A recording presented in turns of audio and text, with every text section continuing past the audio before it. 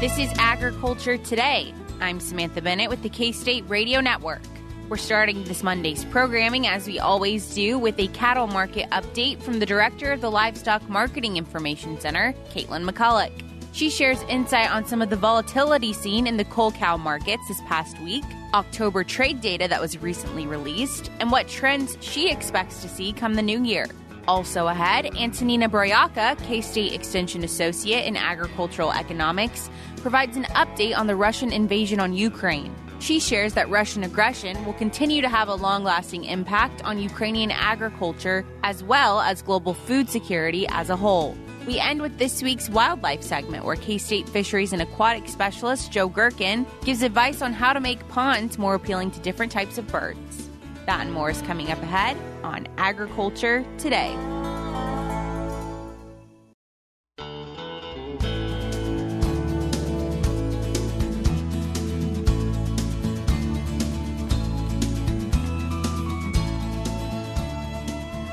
This is Agriculture Today. We are back now with Katelyn McCullock. She is the director of the Livestock Marketing Information Center, and she's joining us this week to cover our cattle market update. So, Katelyn, thanks for joining us. Thanks for having me, Samantha. Sure. So let's start, as we always do, with just some overviews of the cash markets in the past week or so.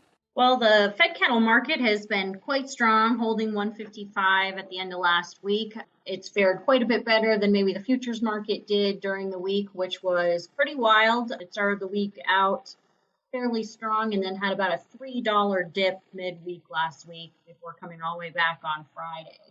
On the feeder cattle side of things, 7 to 8s were a little bit below last week, down to 178 for steers in Dodge City down from 182. But those are both higher than the last couple of weeks we saw in the weeks prior. 5 to 6s holding fairly steady, not a whole lot of change there. They're still hovering around the 190 mark there in Dodge City. We had a pretty wild week, and somewhat that was what the futures market was reacting to. 12.2 capped off the week just under 250, and then by 12.6 we were back down to 242, and then last Friday we came back about 247.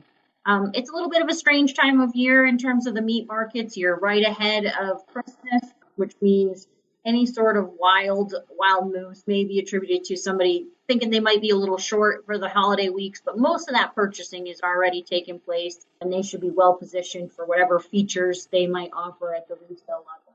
The other thing I wanted to touch on here was cull cows. We've seen an enormous volume continue to move through the slaughter chain in terms of cull cow volumes. Down in your neck of the woods, Samantha, though, those prices have weakened quite a bit from where they were earlier this summer. I think it peaked in the mid-90s for breakers, and are now last week was all the way down to $68 per hundredweight.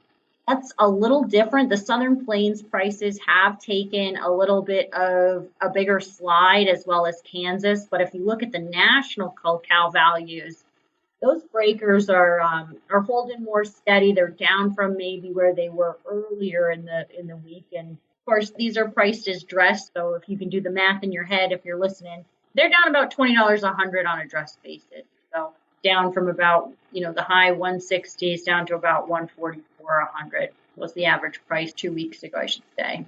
Some regional difference there, it sounds like, going on. So what do you think's causing that directly, especially in our neck of the woods here in Kansas, like you said? Well, you guys have the unfortunate experience this year of being the drought center, which probably means a lot of that is involuntary culling. Throughout the last 2 years, we've seen a lot of cows have to end up being culled because of that drought, but that drought's moved around the country. If you think back to 2 years ago, we were in the northern plains, Pacific Northwest. Last year, much more west of the Rockies. Colorado lost a bunch of cows in both of those 2 years due to fire and some other things as well. And this year, it was, unfortunately, your luck of the draw to have that drought really stay the most significant and most severe over that Oklahoma and Texas area. And I think a lot of it's volume basis, because if you look at the 90s price and the boxed cow cutout, those prices have come down a little bit, but they're not seeing quite the big percent change that maybe the cull cow values themselves are seeing. Sure. And I know that market's not the only market that saw some volatility. The daily cutouts have been quite volatile from what you've been telling me. So let's take a look at that market. So the daily cutout has been a little wild. And again, that's probably retailers being caught a little short in their plans. And so that's that spot market price is at about a $7 swing in the last week, but ended the week pretty close to what it began the week at. And I think that'll continue through the end of the year. You're just at a funny time frame. And then after the holidays, things will start to probably sort themselves out. Although I will say we're expecting a lot of volatility next year in both the meat and probably cattle markets as well. Some of it's going to be weather dependent. If we continue to see dryness, that's going to impact those feeder cattle prices. And on the meat market, demand is still a big unknown as we're watching all these recession data points and trying to figure out what the Federal Reserve is going to do with interest rates. It's really a pretty wild economic time. And so that's going to have a lot of influences and make some waves where maybe we weren't always anticipating them to be. And then, of course, the other situation is the feed grain complex, which is going to be pretty reactive to South America at this point in the year, and then pretty reactive to U.S. weather and plantings. But we're not really expecting a big break in those feed grain prices until probably pretty close to late summer next year. Yeah, absolutely. Some interesting things going down in the South American region of the world right now in terms of Brazil having a really good amount of crop to deal with, but facing some limitations in terms of who's wanting to buy from them. And then Argentina, of course, not having much to sell, but their government kind of trying to step in and help with exports a little bit. It's kind of complicated down there right now. And that complication probably extends to some of the world meat markets as well. We just got October trade data released last week, and we did see a dip in imports, which we have been flying pretty high in the import totals.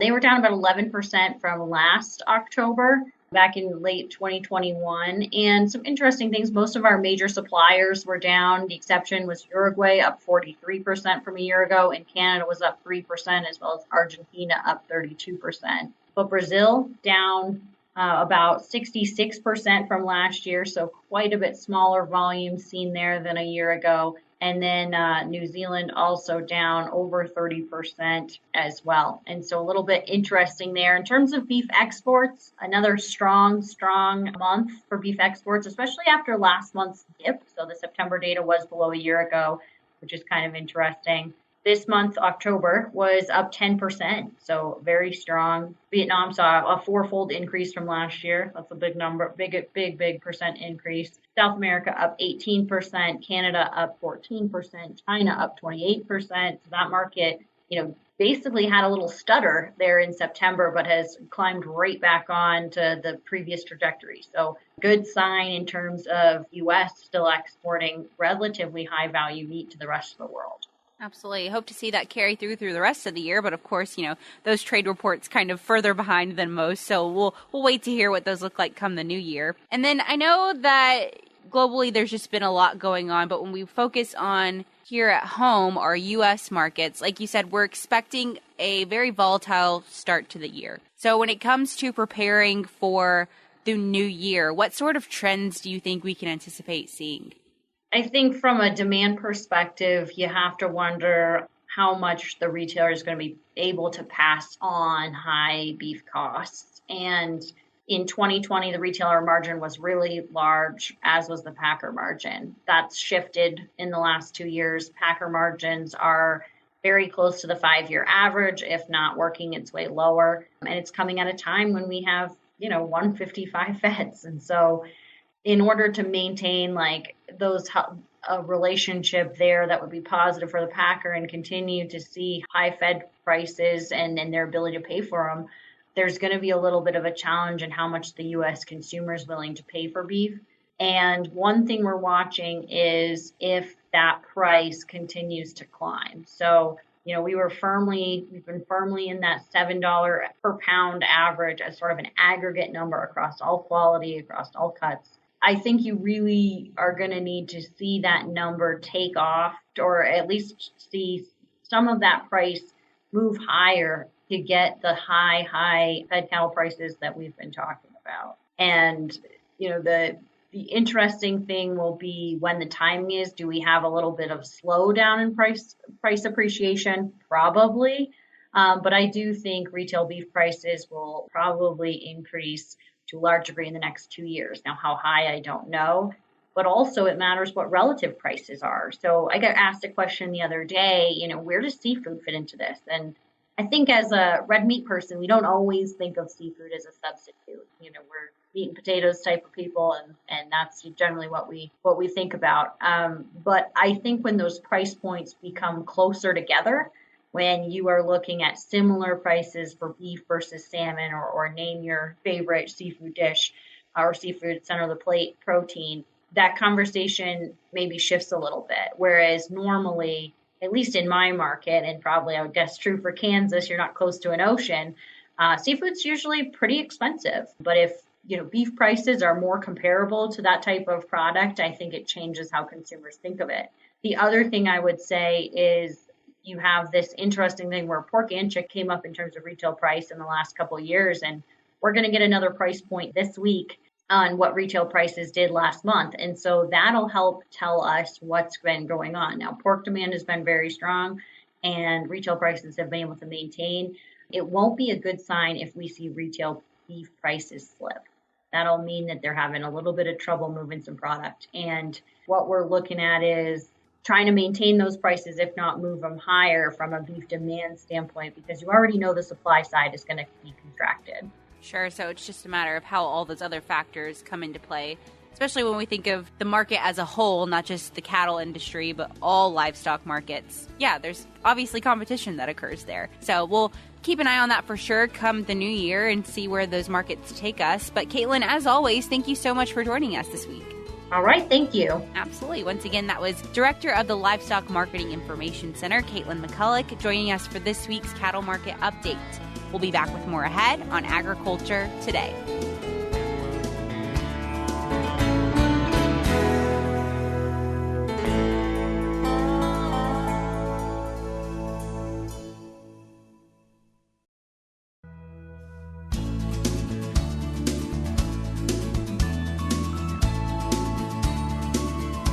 You're tuned back into Agriculture Today, and joining us for a special update from K-State Extension Associate in Agricultural Economics, Dr. Antonina Broyaka. She recently shared an update on the Russian invasion of Ukraine and provided expert insight on how the country, and Ukrainian agriculture specifically, is currently being affected. So it is already more than 9 months of Russian war in Ukraine, and every day brings to Ukraine death and a lot of destructions. And I continue to study the impact of the war, and today I will provide another update on Ukrainian losses, harvest and sowing campaign, difficulties that Ukrainian farmers are facing, and agricultural export dynamics. Ukrainians are doing incredible work, fighting devotedly for our independence. And I'm very proud that yesterday Time magazine has named Ukrainian President Zelensky and the Spirit of Ukraine as its 2022 Person of the Year. Despite the positive dynamics in the nature of the hostilities in Ukraine, it is increasingly clear that the war of liberation will be long and will bring many victims, losses, and destructions. And it is necessary to soberly realize that the country will need decades to rebuild the destroyed cities and villages. Ukrainian fields will be unsuitable for agricultural work for many years to come due to the remain of shells and mines.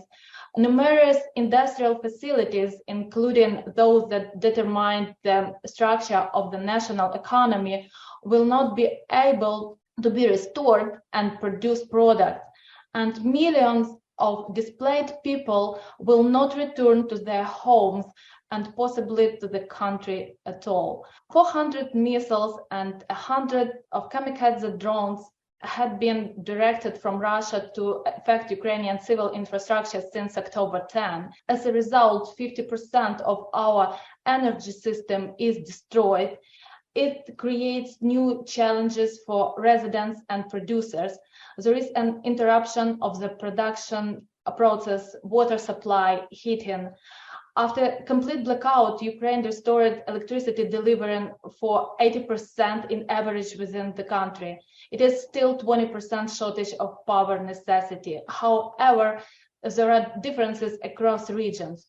The highest shortage is in Kiev, in Vinnytsia, where I'm from, Lviv, Ternopil.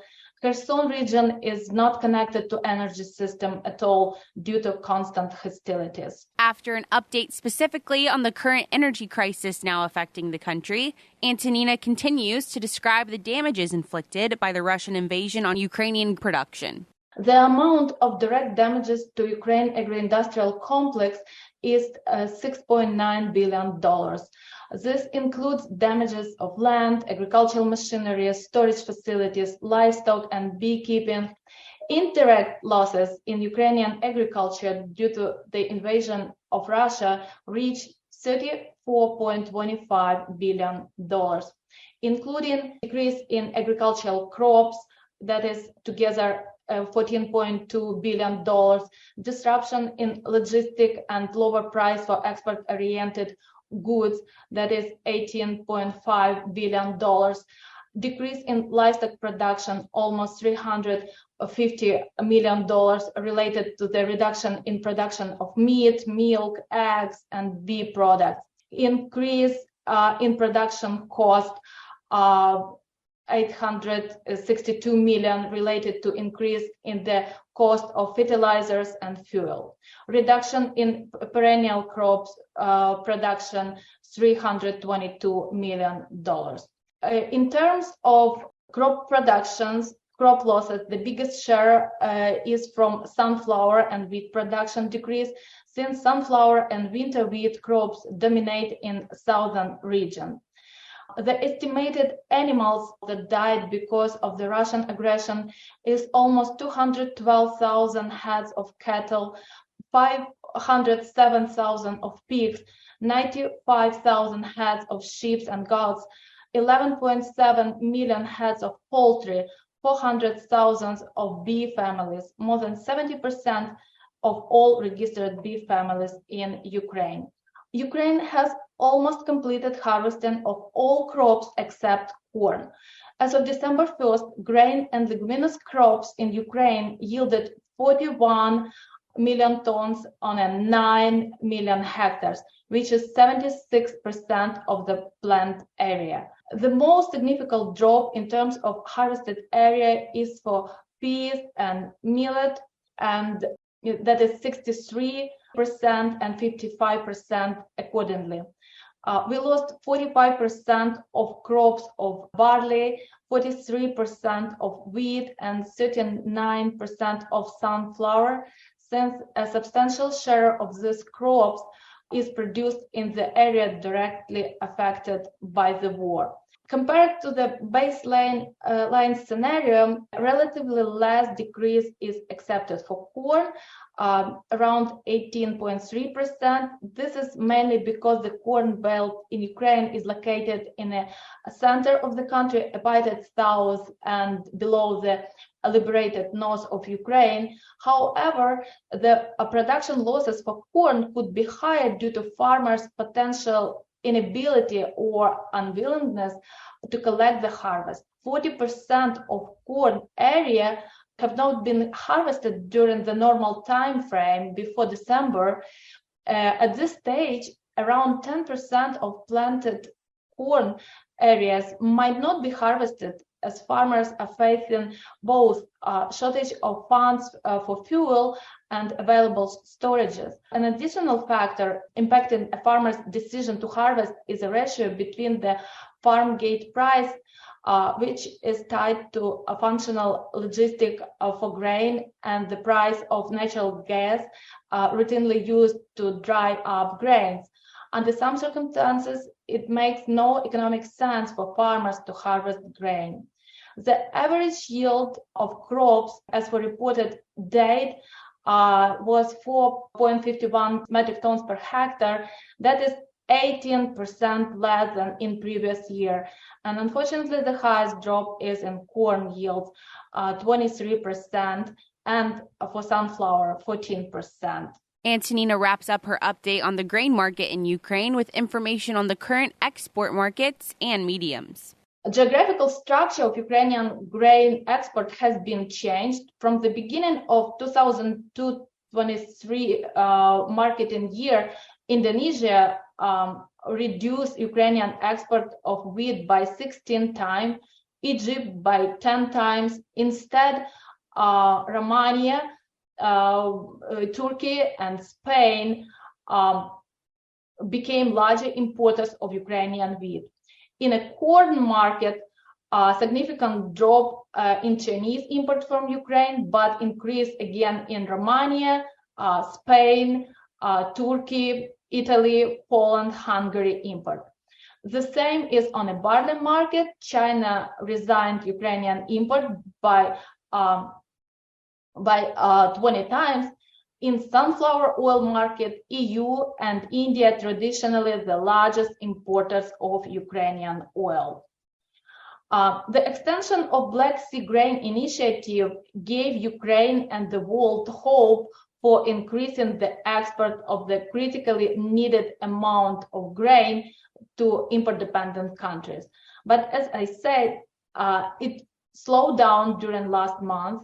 Totally more than 13 million tons of grain left 3 unblocked Ukrainian ports, among them 5.5 million tons of corn, or 42%, 3.8 million tons, or 30% of wheat, almost 1 million tons of rapeseed, that is 7%, 800,000 tons on sunflower oil, 6%. Mostly the port of Chernomorsk is in usage. 40% of cargoes goes from this port. Then Odessa, 31%, and Pivdennyi, which is the biggest one, but only 27% in use. She ends by answering a listener's question on whether or not 2023 looks more optimistic for the country of Ukraine compared to this past year. I would say it looks less optimistic than the current year because of existing inputs. Many farmers had some stocks of fertilizers from previous year, and now we will really feel the shortage of fertilizers, and also prices for fuel just increased several times. So production and also transportation cost increased. So it looks like the next year will be much more complicated than previous year. Once again, that was K-State Extension Associate in Agricultural Economics, Dr. Antonina Broyaka, providing an update on the current state of the Russian invasion on Ukraine. We're cutting to a short break now, but when we return, we'll be back with K-State Fisheries and Aquatics Specialist Joe Gerken for this week's Wildlife Update. Once again, we'll be back with that and more ahead on Agriculture Today.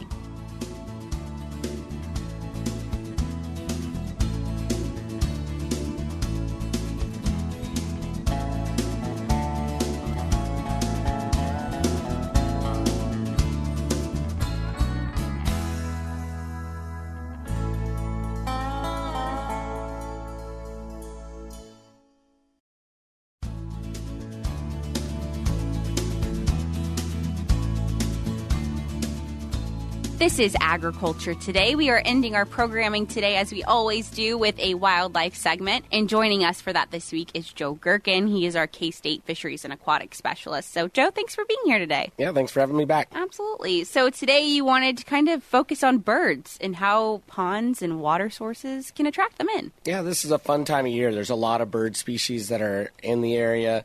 A lot of the leaves have fallen off the trees, so it's a fun time to see them. So a lot of birds are attracted to water. I thought that'd be a fun little thing to talk about. Yeah, so in Kansas, what sort of birds do we typically see? Well, when we're thinking about water, obviously there are some common ones. So we all think about ducks, mallards, for example, or Canada geese are a really common one.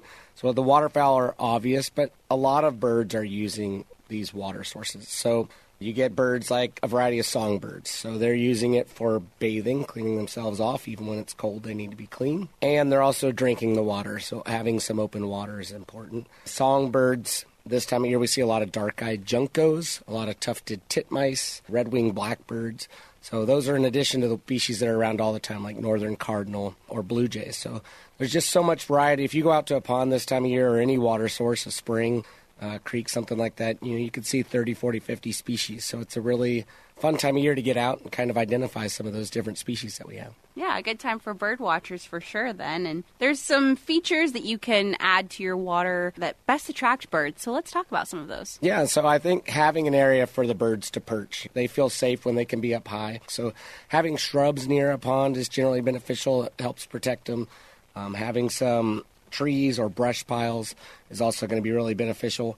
You also want a combination of open areas. Some different species like to have an open area. A heron, for example, likes to have an open space where they can kind of feel safe. So a combination of those cover-type habitats and the open habitats are really important. Wonderful. So that'll allow for some diversity as well in terms of species that you see. And then also when it comes to birds, I think a lot of people think of bird feeders, but houses are also a great option as well. Yeah, so getting some of these species established around your pond. And so this is a good time of year to be thinking about getting some birdhouses. If you're into woodworking, they're a really fun, easy activity to make birdhouses. So thinking about making those and getting those up, those are really important in the spring. So this is a good time of year to kind of think about that and get them established so that we can start to attract some of those species. One important thing to talk about with the birdhouse is that birds are really picky about the opening size and the size of the birdhouse. So if there's a certain species that you want to attract, make sure you reach out to some different resources and figure out what size opening do you need or what shape do you need to attract that certain species. Yeah, and you segued well into it there, but resources that are available, if people are interested in attracting certain species, where might they look for that information at? Sure, so starting with your local extension agent or the Audubon Society are both really good resources. They also have a lot of resources on bird feeders. So different types of feed that you could use to attract a species, for example. I always recommend black oil sunflower seeds. They're kind of very diverse. A lot of species like them. They provide a lot of nutrients for the birds. But reach out to your local extension agent or reach out to the Audubon Society. Look them up. There's lots of resources out there that can help you identify the birds that you have and then how to attract them to your pond. Absolutely. In terms of attracting birds, is there anything you absolutely want to avoid in these situations, potentially? Well, I think, one of the big things that we haven't talked about is we want to make sure that we're also being safe for the birds. And so with those bird houses or those bird feeders, for example, a lot of times people think you put up a bird house and it just stays there forever. But really what we need to do is we need to go into that bird house and clean it out every year. That makes sure that it's open for another bird to use. It also makes sure that if there were any diseases or anything like that in the bird house that we can get that out of it and make sure it's something that the birds can use and use safely. For the bird feeders, it's also important that when they use up all the food, instead of just putting more food in, take it inside and clean it out. Birds aren't always the cleanest when they're perched on a bird feeder and eating from it. So it's important to keep it clean and keep diseases down. Sure, absolutely. And for sure, right now, when migratory patterns and things carrying out and HPAI on the loose, probably a good reminder. Yeah, avian influenza is a big concern. So, it's kind of reminding us all to stay clean and make sure we're protecting our wildlife as much as we can. Absolutely. Well, Joe, as always, I can't thank you enough for coming in today and speaking with us. Yep, thanks for having me. Absolutely. Once again, that was K-State Fisheries and Aquatics Specialist Joe Gerken speaking towards making your ponds and waterways a little bit more attractive for birds this time of year. We'll be back with more tomorrow on Agriculture Today.